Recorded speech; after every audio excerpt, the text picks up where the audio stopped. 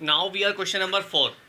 Question number 4 जो है आपका एक इजी क्वेश्चन है, कुछ ज़्यादा इसमें कोई ट्रिक्स यूज़ नहीं करनी है या कोई बहुत कॉम्प्लिकेटेड क्वेश्चन नहीं है। सिंपल सा इक्वेशन है, अगर सिंपल से फैक्ट अगर आपको अच्छे से आते हैं तो आप इस क्वेश्चन को आसानी से सॉल्व कर सकते हैं।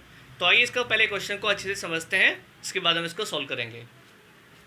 तो क्वेश्चन में क्या कह रहा है आपसे कि if the areas of two similar triangles, यानी कि हमें क्या दिया हुआ है, if the areas of two, यानी कि एरिया दिया हुआ है किस किस का दिया है, टू सिमिलर ट्राइंगल्स का, two similar triangles are equal, वो इक्वल है, prove that they are congruent.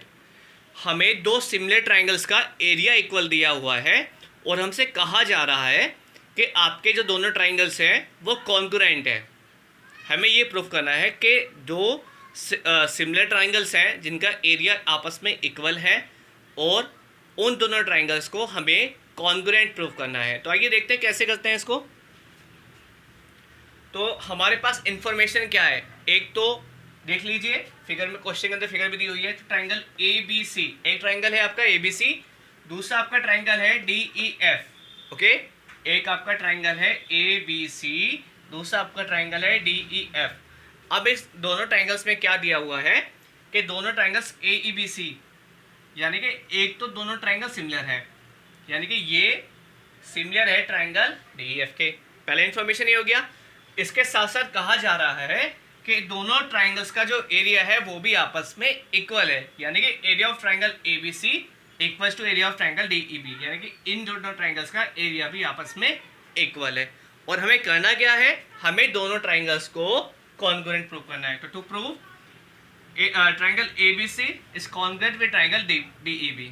तो पहले हम देख लेते हैं जो जो हमारे पास इंफॉर्मेशन है उसको हम सबको लिख लेते हैं, उसको देखते हैं फिर कैसे हम यूज़ कर सकते हैं। तो आइए पहले सारी इन्फॉर्मेशन को देख लेते हैं एक बार। तो क्योंकि triangle A B C similar है ट्राइंगल डी ई एफ के, ये हमें इन्फॉर्मेशन क्वेश्चन के अंदर दी हुई है कि जो ट्राइंगल ए बी सी है वो सिमिलर है डी ई एफ के। ठीक है, तो इसका मतलब क्या होगा, जब दोनों ट्राइंगल आपस में सिमिलर होंगे तो कॉरस्पॉन्डिंग एंगल इक्वल होंगे और side must be in the same proportional ratio. तो ये वाला एंगल इक्वल होगा डी के, तो angle A equals to D.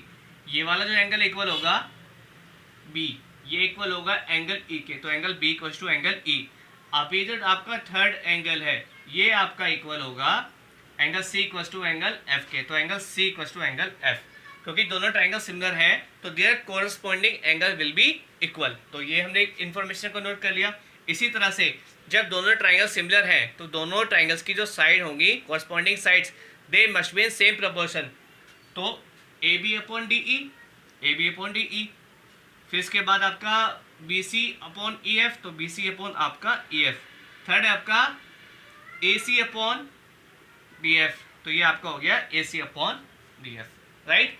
तो बाय द बिकॉज दोनों बोथ ट्राइंगल्स आर सिमिलर, तो मैंने क्या किया, दोनों triangles corresponding angle will be equal and side must be in the same proportion. तो ये एक इन्फॉर्मेशन तो हमारे पास आ गई। ये अब हम ये क्वेश्चन हमारे पास ये है कि जब दोनों ट्राइंगल्स को प्रूव करना है तो दोनों ट्राइंगल्स को प्रूव करने के लिए हमें क्या चाहिए, हमें दोनों ट्राइंगल्स की जो साइड हैं वो आपस में इक्वल चाहिए, राइट। क्योंकि यहाँ पर आपके तीनों एंगल तो हैं बट आपके पास कोई ऐसा नहीं है कि आप इसको एंगल से कह दें कि दोनों ट्राइंगल्स आपके इक्वल होंगे। तो इसके लिए हम क्या करेंगे, दोनों ट्राइंगल्स की जो आपस में साइड्स हैं इन दोनों को आपस में इक्वल प्रूफ करना है। अभी तो यहाँ पर ये जो साइडें हैं वो सेम प्रोपोर्शन में है, लेकिन हम ऐसा मेथड यूज़ करें कि दोनों ही, जैसे ए बी अपॉन डी दिया हुआ है तो ये A B equals to D E हो जाए। हमें इसको इस तरह से करना है, then we can prove it congruent triangles. तो हम क्या देखते हैं आगे, तो इन दोनों ट्राइंगल्स को हमें बस यही प्रूफ करना है। ट्राइंगल्स को कॉन्ग्रुएंट प्रूफ करने के लिए हमें केवल इतना करना होगा कि जो आपका A B D E, B C E F और ए सी डी एफ के आपके दोनों साइडों के इक्वल हो जाए। ओके, तो हमें पता है क्वेश्चन में दिया गया है कि area of triangle A B C equals to area of triangle D E F, यानी कि जो triangle of area A B C दिया हुआ है वो डी एफ के इक्वल है। जब दोनों आपस में इक्वल हैं तो area of triangle A B C upon area of triangle D E F बन जाएगा ये। Okay, and we also know very well कि जो दोनों ट्राइंगल्स का एरिया होता है वो उनकी कोरस्पॉन्डिंग साइड्स के स्क्वायर के रेशियो के बराबर होता है। तो एक एक करके हम साइड ले लेते हैं, तो रहेगा वो एक्स के इक्वली। तो एक बार ले लेते हैं A B upon D square, एक बार लेते हैं B C upon E F square, एक बार ले लेते हैं हम इसमें A C upon D F square equal to 1। अब जब दोनों साइड का आप स्क्वायर रूट ले लेंगे तो क्या आ जाएगा, A B upon D E, B C upon E F और A C upon D F equal to 1।